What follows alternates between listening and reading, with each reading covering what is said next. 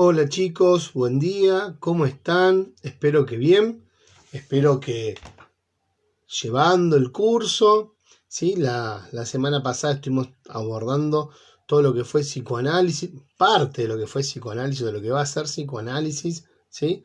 Un teórico con cuerpo que dijimos que íbamos a ir, ¿sí? Despacitos. Todavía, por lo menos, además de la clase de hoy, nos queda una clase más.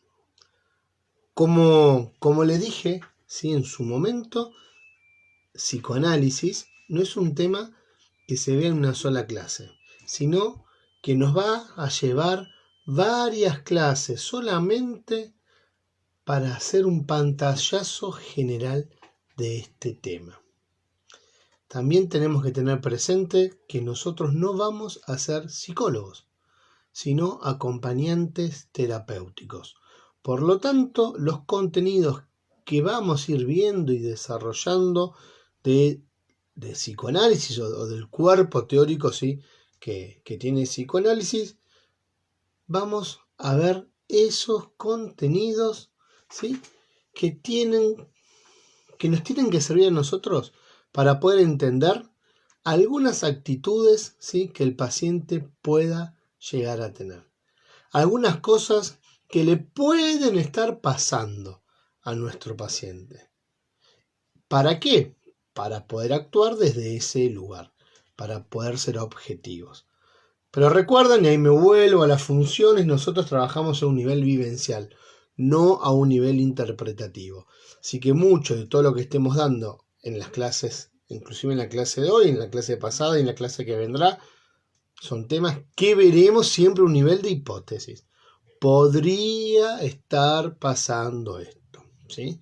Pero no tenemos certeza de que estuviese pasando porque estamos trabajando en un plano inconsciente. Por lo tanto, estamos trabajando en un plano también interpretativo. Por eso nosotros trabajamos a un nivel vivencial, ¿sí? Por eso es importante tenerlo presente. La semana pasada dijimos que el psicoanálisis era un método particular de psicoterapia o de cura a través de la palabra. Y decíamos que cuando hablábamos de palabra, no solamente hablábamos de la parte verbal, sino también de todo lo que es paraverbal. Gestos, tonos de voz, ritmos, ¿sí? Entre otras cosas que incluye lo paraverbal. Es decir, interviene lo digital y lo analógico, ¿sí? Ambas realidades. Además dijimos que el psicoanálisis era un método de investigación, ¿sí?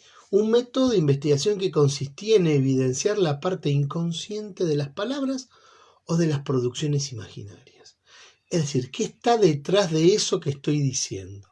¿O qué está detrás de esas producciones imaginarias que tengo? ¿Sí? Estoy diciendo una cosa, pero ¿qué está detrás de eso que estoy diciendo? O estoy pensando algo, imaginándome algo, pero ¿qué está detrás de eso? ¿Sí? Y cuando hablamos de producciones imaginarias, hablamos de sueños, hablamos de fantasías, hablamos de delirios, es decir, ¿por qué sueño lo que sueño? ¿Por qué tengo yo esa fantasía? ¿O por qué tengo este delirio? Desde ahí hace referencia a todo eso que está detrás. Por eso decimos que el psicoanálisis es un método de investigación, ¿sí? Porque se va justamente a investigar o evidenciar todo eso inconsciente que está detrás de las palabras y detrás también de todas estas producciones imaginarias. ¿De quién? Del individuo, ¿sí? Nuestras, de un sujeto, de un paciente. Además de ser un método de investigación, decíamos que era un método terapéutico. Y era un método terapéutico que se caracterizaba por la interpretación controlada, ¿sí? ¿Interpretación de qué? De resistencias, ya veremos qué son, de transferencias, ya veremos qué son, y de deseos, que algo ya estuvimos hablando del deseo. Y por último, y para cerrar el ofertón de psicoanálisis, de lo que es el psicoanálisis, decíamos que era un conjunto de teorías psicológicas y psicopatológicas. Es decir, el psicoanálisis en sí es una ciencia, pero una ciencia que parte de una base de teorías ya existentes, ¿sí? Freud era psiquiatra, Freud era médico y sobre estas teorías, ¿sí?, que él ya tenía de base, fue sumando teorías nuevas. De parte de Freud y de los autores que lo siguieron, ¿sí?, o de los psicoanalistas que siguieron a Freud, ¿sí?, fueron sumando, ¿sí?, fueron sumando nuevos contenidos. Muchas veces, como decíamos la semana pasada, inclusive diferenciándose de los contenidos del maestro, ¿sí?, sumando cosas que no tenían, o más que no tenían, contradecían a lo que Freud había dicho. Como por ejemplo el caso de Melanie Klein, de Wilfried Bion, de Adler, ¿sí?, de Anna Freud. Inclusive su propia hija escribió cosas, también una gran psicoanalista, cosas que se diferenciaron o contradijeron al padre. Pero sí había una cosa en común, ¿sí? Todas estas teorías, al margen de si estaban alineadas, más alineadas o menos alineadas a los contenidos que Freud había desarrollado, todas estas teorías tenían en común, ¿sí?, que tomaban, o toman, mejor dicho, no tomaban, toman en cuenta la relación mundo interno, mundo externo como un todo, ¿sí? Bien, chicos. ¿Qué más? ¿Qué más hablamos la semana pasada? ¿Sí? La semana pasada, además de hablar del psicoanálisis y de en qué consistía, de la historia, y hablamos un poco de Freud, ¿sí?, hablamos acerca de la topología del aparato psíquico, ¿sí? Y dijimos que el aparato psíquico estaba compuesto por dos tópicas. La primera tópica la llamábamos, ¿se acuerdan que tenía un nombre oficial y después de qué trataba, ¿no? Decíamos que lo importante es saber de qué trataba, no tanto el nombre oficial tipo DNI que tenía. Pero la primera se llamaba topológica, topográfica o de modelo espacial. Y dijimos que lo importante era tener presente que esta tópica hacía referencia al aparato psíquico. En la primera tópica Freud explica cómo está constituido ese aparato psíquico. Además distingue entre inconsciente, preconsciente y consciente. Y terminamos cuando dimos desarrollamos estos contenidos, terminamos diciendo que la mente era un ente dinámico y que funcionaba con tres elementos que regían la conducta del ser humano. También explicamos, ¿sí?, qué era el aparato psíquico. Fuimos ¿sí?, abordando muchos temas. Y los invito a hacer un poco de memoria, a hacer un esfuerzo, ¿sí? Estamos en una especie de repaso, nos estamos introduciendo todo lo que va a venir, justamente estamos repasando para que ahora lo que venga, que tiene totalmente conexión con esto, sobre todo con esto que vamos a charlar ahora, ¿sí?, lo podamos ir comprendiendo o asimilando de forma más sencilla, ¿sí? Bien, la semana pasada decíamos, ¿sí?, y ahí les pido el esfuerzo, que el aparato psíquico era un sistema de integración de la vida, ¿sí?, pero de la vida de relación, no de toda la vida, de la vida de relación que adopta el individuo a su medio y que asegure su autonomía. Entonces, ¿qué es el aparato psíquico? Bien, es un sistema de integración de la vida de relación que adopta el individuo a su medio y que asegura su autonomía. Y que además este aparato psíquico estaba compuesto por tres tópicos. Ya los nombramos, los vuelvo a nombrar. Inconsciente, preconsciente y consciente. Y desarrollamos las características de cada uno de ellos. Habíamos dicho que el consciente era la parte del aparato psíquico más próxima al mundo exterior, ¿sí?, y que se encontraba entre este y la memoria. Su función era el dominio y el control del pensamiento, del razonamiento y del recuerdo. A su vez, hablamos de que el preconsciente, ¿sí?, era el mediador entre el consciente y la conciencia. ¿sí? Ya pasamos ahora al preconsciente, el mediador entre el consciente y la conciencia. Perdón, era el mediador entre el inconsciente y la conciencia. Me escuché lo que estaba diciendo y dije, Juan, estás mal lo que estás diciendo. Escuchá lo que estás diciendo. Volviendo. Vimos al consciente y decíamos que era lo más próximo al mundo exterior y que su función era el dominio y el control de los pensamientos, razonamiento y el recuerdo. Y también hablamos del preconsciente. Y decíamos que el preconsciente era el mediador entre el inconsciente y la conciencia. Estaba en el medio. ¿Se acuerdan? Cuando vimos inclusive con el grafiquito, con las barreras de censura. Estaba en el medio. Era este mediador. Entre el consciente, entre el aquí y ahora y la parte inconsciente. Bien. Y además decíamos que cualquier información que llegaba a nuestro sistema perceptivo dejaba de estar en el plano de la conciencia y pasaba al preconsciente. Y ahí habíamos dicho esta famosa frase de Aristóteles, una famosa frase del libro de él, La Metafísica. ¿Sí?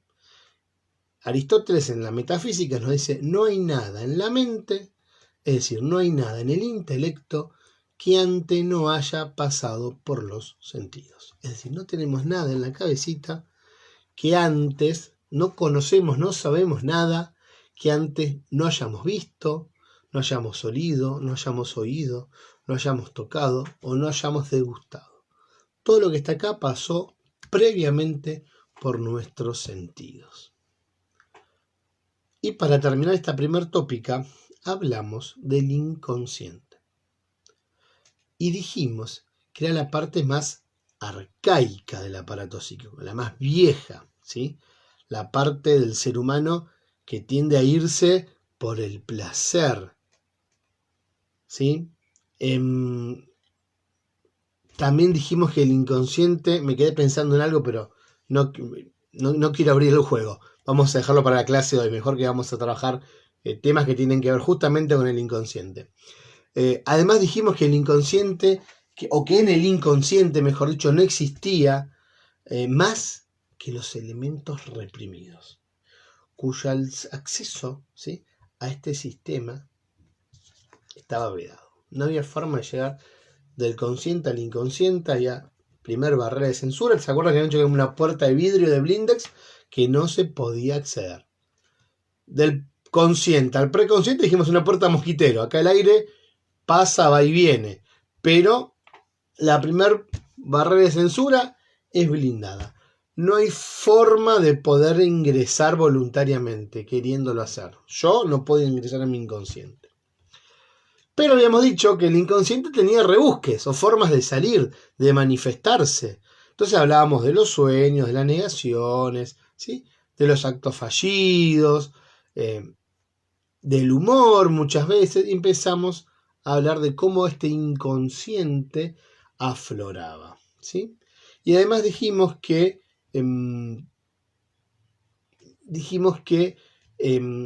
si todo lo que estaba en el inconsciente de golpe afloraba el consciente, nos desequilibraríamos.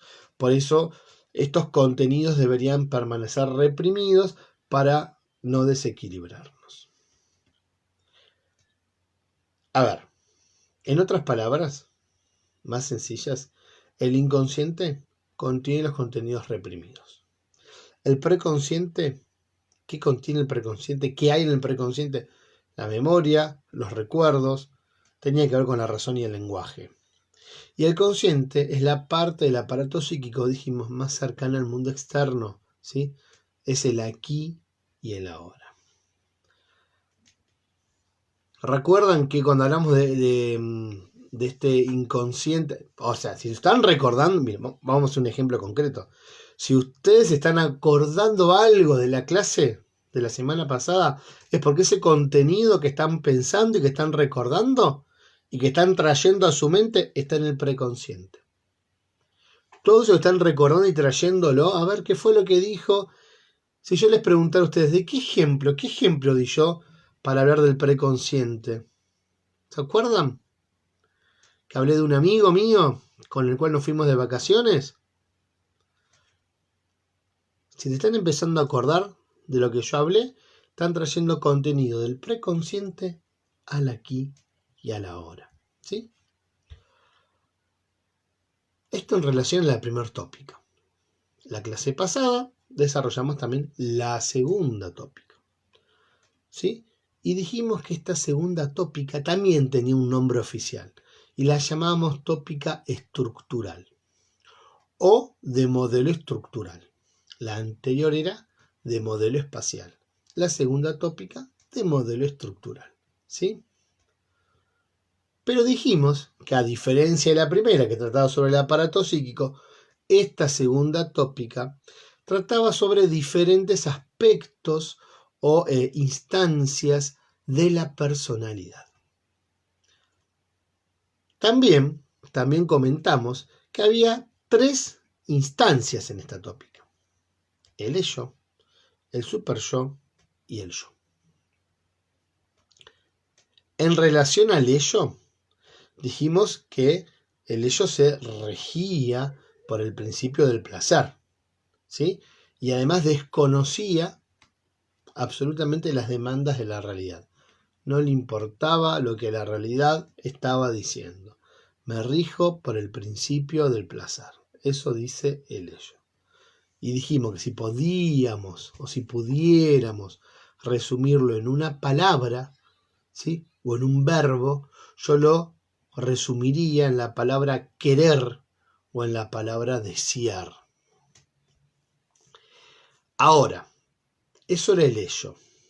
En relación al super yo, que era como su antagonista, su opuesto, ¿sí? Estaban en los dos extremos, dijimos que el super yo era la parte justamente que contrarrestaba el ello, ¿sí? Era la parte que representaba los pensamientos morales, ¿sí? Los pensamientos éticos, que se regía por el principio del deber o por el principio moral, por la cultura, lo que se debe hacer, lo bueno y lo malo. Y que si teníamos que resumirlos también con una palabra o con un verbo, lejos de estar en ese querer o desear del ello, el super yo, ¿sí? O la palabra elegida para describir al super yo sería la palabra del deber. Y por último, hablamos del mediador, del que estaba en el medio, ni un extremo ni el otro, ni el ello ni el super yo. Hablamos del yo, ¿sí? Y dijimos justamente que actuaba como un intermediario entre estos dos extremos, ¿sí? Yo digo, el yo es víctima de estos dos locos, donde uno es extremado deseo y no le importa nada, y el otro es extremada ley, deber y obligación, ¿sí? Y no quiere saber nada del deseo. Entonces, en el medio está esta pobre víctima de estos dos extremistas. Por eso decimos que el yo es este mediador o este intermediario entre el ello y el super yo. Y a diferencia de estos otros dos, ¿sí? O de estas otras dos instancias, el yo se rige por el principio de la realidad. Es el que tiene los pies sobre la tierra, ¿sí? Es el que se rige por lo que se puede hacer realmente. Por eso hablamos de principio de realidad. El ello es todo lo que deseo, todo lo que quiero conseguir satisfacer de manera inmediata. El super yo, todo lo que se debe, la cultura, ¿sí? Lo moral. Y el yo es la realidad, es lo que se puede realmente hacer. Por eso, si tuviésemos que elegir una palabra o un verbo para resumir a esta instancia, hablaríamos de poder, lo que puedo hacer realmente. En relación a esta tópica, podemos, estoy pensando, ¿no? Podemos pensar una situación, ¿sí? En la cual uno tenga un inmenso deseo de hacer algo. Obviamente, cuando surge ese inmenso deseo de hacer algo, estamos regidos por el ello, pero nos controlamos, ya que el super yo actúa y terminamos haciendo lo que podemos. ¿sí? Por ejemplo, estoy caminando por la calle y de repente veo a ese galán de telenovelas, o a ese actor, o a esa actriz, ¿sí? Que realmente me gusta, ¿sí? Admiro, me gusta, pero me gusta mucho. La admiro como ser humano, lo admiro como persona, lo admiro como profesional. Soy su fan. Ubiquémonos en esa situación. ¿Qué me dice el ello en ese momento? Tírate encima, besalo, abrazalo, abordalo, sacale un autógrafo, robale un pañuelo. ¿Qué me dice el super yo? Que es el que nos va a frenar, ¿sí? El que nos va a inhibir un poco, el que nos va a hacer sacar el pie del acelerador. Nos dirá, compórtate, compórtate, Juan, compórtate. No te comportes como un desquiciado, no te comportes como un loco, respetá la intimidad ajena. No está bueno que abordes a una persona así. No está bueno que abordes al muchacho o a esta muchacha de esta manera en la calle. Entra el deseo de abordarlo, robarle un pañuelo, sacarle un autógrafo, besarlo y sacarme una selfie con él. Entra el deseo, ¿sí? Y el no lo abordes, déjalo que se vaya tranquilo como viene caminando. En el medio interviene el yo, ¿sí? ¿Y qué nos lleva a hacer ese yo? En todo caso será acercarnos, lo saludamos, le cuento que soy su fan, ¿sí? Y le pido, ¿no te molesta sacarte una foto, una selfie conmigo? ¿Me das permiso para poder hacerlo? ¿O me das un autógrafo? ¿Sí? Entre lo que deseaba y lo que el sentido ético y moral me exigía, el medio, el yo. Esta posición, ¿sí? Con los pies puestos sobre la tierra. Hoy, puntualmente, como se lo he dicho en varias ocasiones, vamos a seguir con nuevos conceptos de psicoanálisis. Nuevos conceptos. Y veremos, ¿sí? Desarrollo libidinal, etapas psicosexuales y algunos mecanismos de defensa. Digo algunos. Ya vamos a llegar a mecanismo de defensa y vamos a ver por qué digo algunos. Bien, comencemos. Comencemos sencillamente hablando del término pulsión. El término pulsión es un término muy técnico, muy de la teoría psicoanalítica, que tenemos que conocer, pero como he dicho la semana pasada, vamos a abordarlo muy por encima para poder entender otras cosas. Por eso decimos que el psicoanálisis, como tal, emplea el término pulsión refiriéndose a un impulso, a una fuerza que sale de adentro, ¿sí? Que tiende a la consecución de un fin. De un fin que tiene que ver con el desarrollo del comportamiento humano. Entonces, en criollo, cuando tenemos que hablar de una pulsión, ¿qué podemos decir? Vamos a decir que es una fuerza que nos impulsa a hacer algo concreto en donde nuestro comportamiento está involucrado.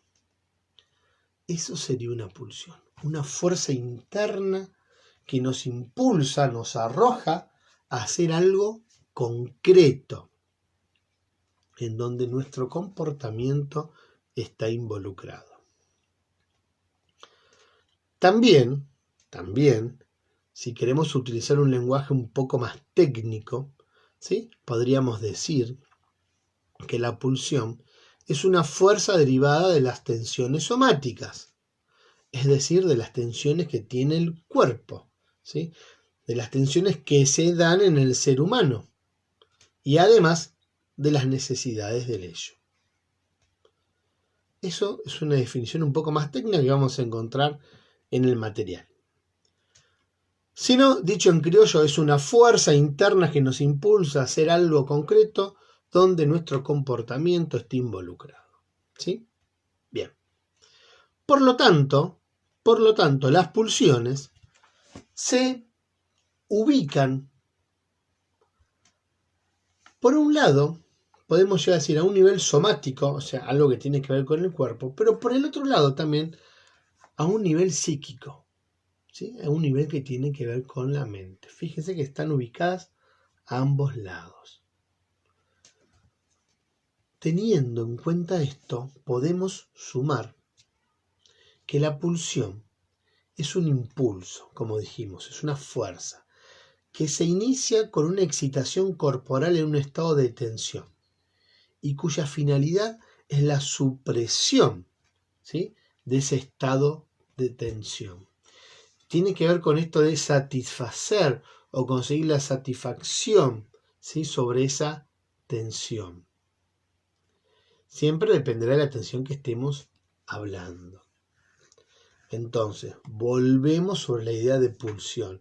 Dijimos que es esa fuerza que nos impulsa a hacer algo concreto, donde está involucrada nuestro comportamiento, nuestra personalidad, ¿sí? Y que además, si lo queremos llevar un poquito de palabras más técnicas, decíamos que teniendo en cuenta esto, todo esto que estuvimos hablando, podemos sumar, podemos decir además que la pulsión es un impulso que se inicia en uno o en un sujeto por una excitación corporal en un estado de tensión, ¿sí?, y cuya finalidad es la supresión de dicha tensión, es eliminar esa tensión. Por eso se activa esa pulsión, ¿sí? Por eso surge hay una tensión, surge una pulsión para eliminar esa tensión que se está generando, ¿sí?, para satisfacer a esa tensión.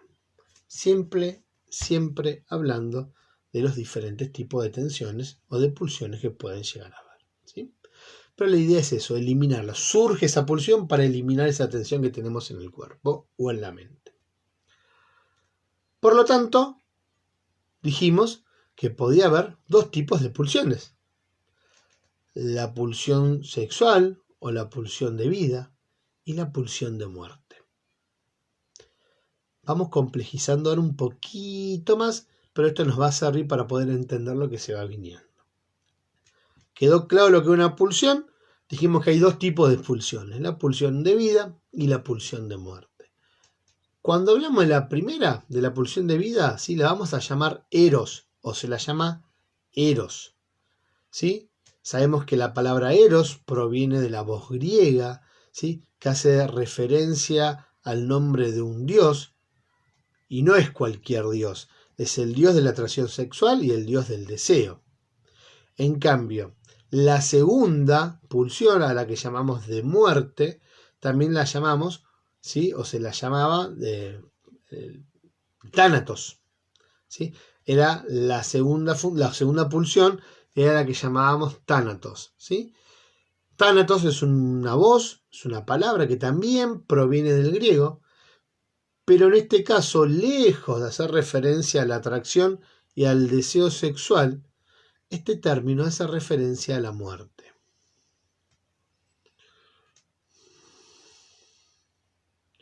Me quedé pensando, también podemos decir, teniendo en cuenta esto, que la libido es una energía pulsional. Claro, entendiéndolo desde acá, podemos decir que la libido es una energía pulsional y puede justamente presentar diferentes alternativas según a dónde esté dirigida, ¿sí? Es decir, hacia la pulsión de vida o hacia la pulsión de muerte. ¿Qué tipo de pulsión está dirigida? ¿Hacia una o hacia otra? Hablemos un poquito ahora, ¿sí?, para seguir avanzando, de lo que son las etapas psicosexuales. A medida que los niños crecen, sus deseos, los deseos de los niños, también crecen y comienzan a enfocarse en diferentes áreas del cuerpo, ¿sí? Áreas en las que buscan los niños justamente satisfacer su líbido. Los niños entonces pasan del autoerotismo a la sexualidad reproductora y desarrollan sus personalidades de adulto. Esto en relación a las etapas psicosexuales, para que lo vayamos como anticipando lo que se viene. Dijimos que los niños crecen, ¿sí? Que a medida que los niños crecen, sus deseos también crecen. Niños grandes, deseos grandes, niños chicos, deseos chicos, ¿sí? Y comienzan a enfocarse esos deseos en diferentes partes del cuerpo que buscan justamente satisfacer la libido. Además, estos niños irán pasando del autoerotismo a la sexualidad reproductora y además desarrollarán en este caminar de todas las etapas, ¿sí? El desarrollo de sus personalidades de adulto. ¿Cuáles son las etapas psicosexuales? ¿Sí? Tenemos la etapa oral, la etapa anal, la etapa fálica. El periodo de latencia, también mal llamado etapa de latencia, nosotros en realidad sabemos que es el periodo de latencia, no etapa de latencia. Son 4 etapas y un periodo, ¿sí? Etapa oral, etapa anal, etapa fálica, periodo de latencia la 4ª, etapa genital la 5ª, ¿sí? Por lo general uno suele confundir, la mayoría suele confundirse esta idea de periodo de latencia y hablan de la etapa de latencia, pero técnicamente hablando es el periodo de latencia. Bien, la primera etapa dentro de las etapas psicosexuales dijimos es la etapa oral. Se da desde el nacimiento hasta los 12 o 18 meses. Es el primer momento de la evolución de la personalidad del niño. La boca es la zona erógena. El niño conoce al mundo a través de la boca. Ustedes saben que un niño, un bebé que va del año al año y medio, está explorando y conociendo su mundo a través de la boca. Todo lo lleva a la boca, ¿sí? Todo. Encuentra algo a la boca, encuentra un juguete a la boca, encuentra barro a la boca. Él experimenta el mundo a través de la boca. La boca es la zona erógena. La segunda etapa es la etapa anal, que va del año y medio hasta los 3 años, ¿sí? Esta etapa se sitúa, o podemos situarla, en la segunda etapa del desarrollo de la personalidad. Ya la zona erógena deja de ser la boca y pasa a ser el ano. A ver, ¿por qué el ano? Porque es el intento de convertir una actividad involuntaria en voluntaria. En esta etapa, el niño comienza a adquirir mayor autonomía, porque comienza a adquirir control de esfínteres. Entonces, desde el momento que el niño comienza a decidir cuándo va a ir a orinar o cuándo va a defecar, comienza a tener mayor autonomía, ¿sí? De ahí que decimos que esta actividad deja de ser involuntaria a ser voluntaria. La tercera etapa es la etapa fálica. La etapa fálica va de los 3 a los 6 años. Acá se estructura, o mejor dicho, se termina de estructurar o de formar la personalidad, ¿sí? En esta etapa hablamos ya de la resolución del complejo de Edipo para Freud.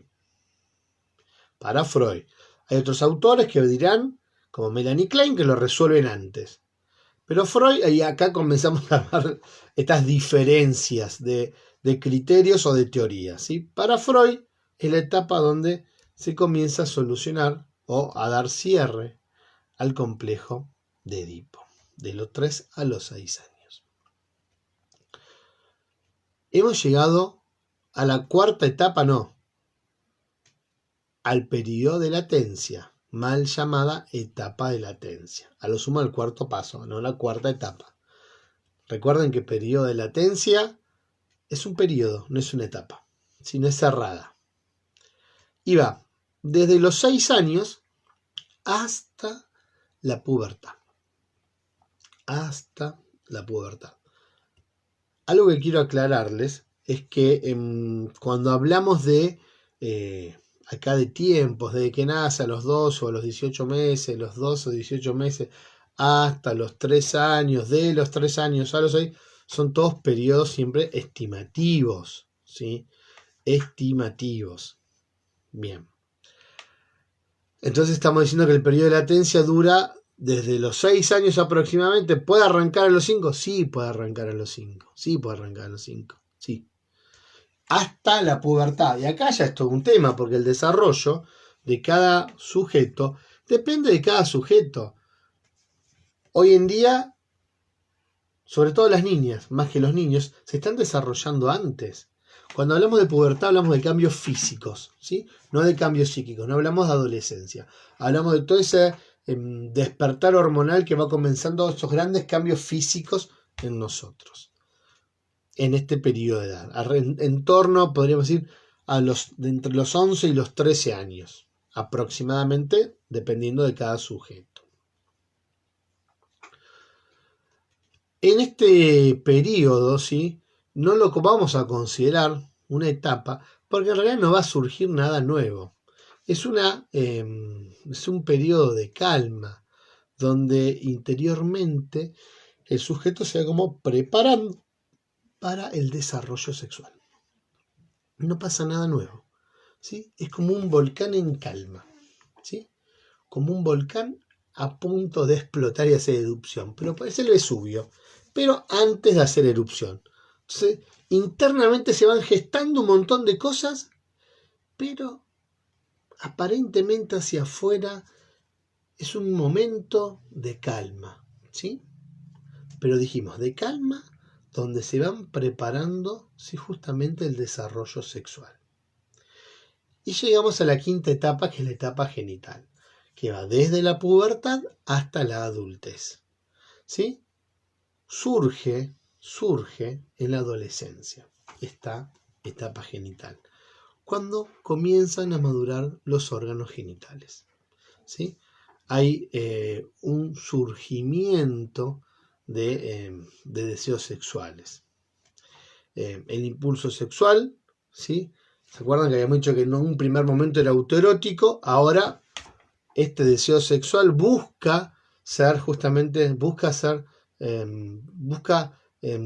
busca satisfacerlo a partir de una interacción genuina con otra persona. Chicos, hasta acá el primer video. ¿Sí? Vamos a estirar los pies, vamos a despejar la mente, ¿sí? Vayan a mejorar el mate, los que estén tomando mate, ¿sí? Oxigenemos un poco, comamos un caramelo que nos va a venir bien, un poquito de azúcar para la sinapsis, ¿sí? Para darle de comer, alimentar un poquito a nuestro cerebro, y nos volvemos a encontrar en unos minutos.